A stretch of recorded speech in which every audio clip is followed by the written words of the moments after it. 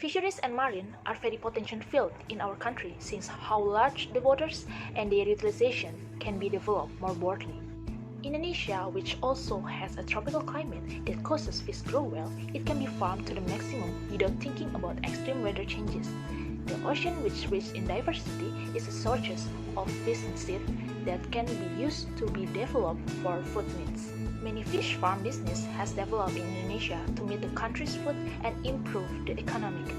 However, data shows that Indonesia has a potential of 12.1 million hectares of fish farmland and only 2.6% of which has been utilized.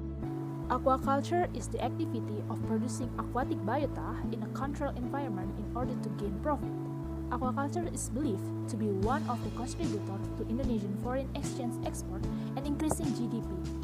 Maybe there are some of you who don't know that aquaculture products are very diverse, ranging from fish, seaweed, ornamental plants, shellfish, and crustaceans. The resulting product can be raw, processed food, cosmetics, and medicine, even pets.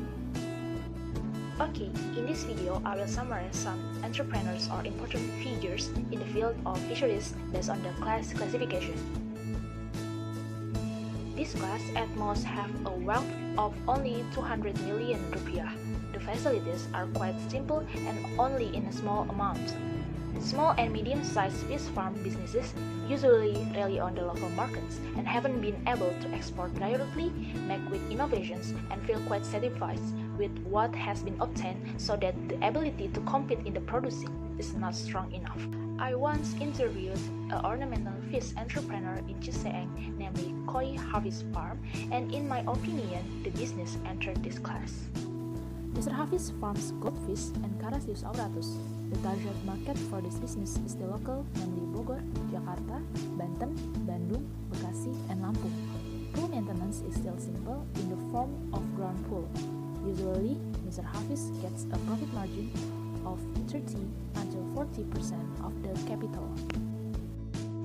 Ciseeng area, especially in Perigi Mekar village, has a majority of ornamental fish entrepreneurs. This village is known as a producer of ornamental fish in West Java.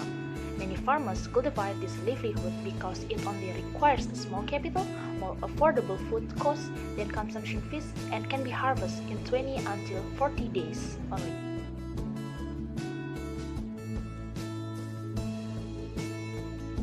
Large enterprise is a productive economic business carried out by a business entity with net asset or annual sales results greater than SMEs, which include national or private state-owned business, joint ventures, and foreign businesses that carry out economic activity in Indonesia. One of the entrepreneurs in this class is Nicholas Kurniawan as ornamental fish suppliers. This young man started his business from zero and finally burst in the field of ornamental fish sale.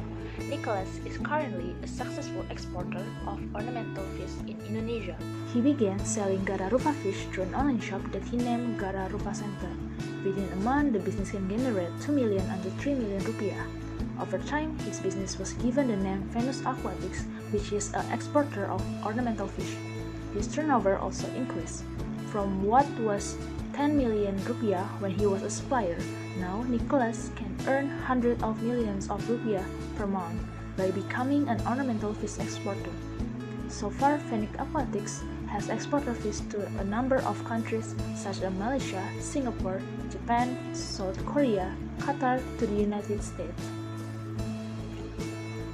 Another well-known figure is Susi Pujiastuti, who served as Minister of Maritime Affairs and Fisheries of Indonesia in 2014 until 2019.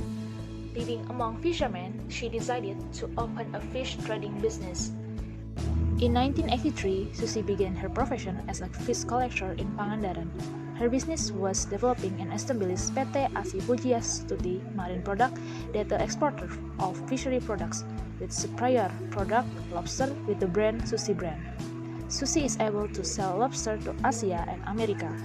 Her business continued to grow and she finally racked her brains to be able to export fish in a state that is always fresh. Finally, she bought a plan to overcome it.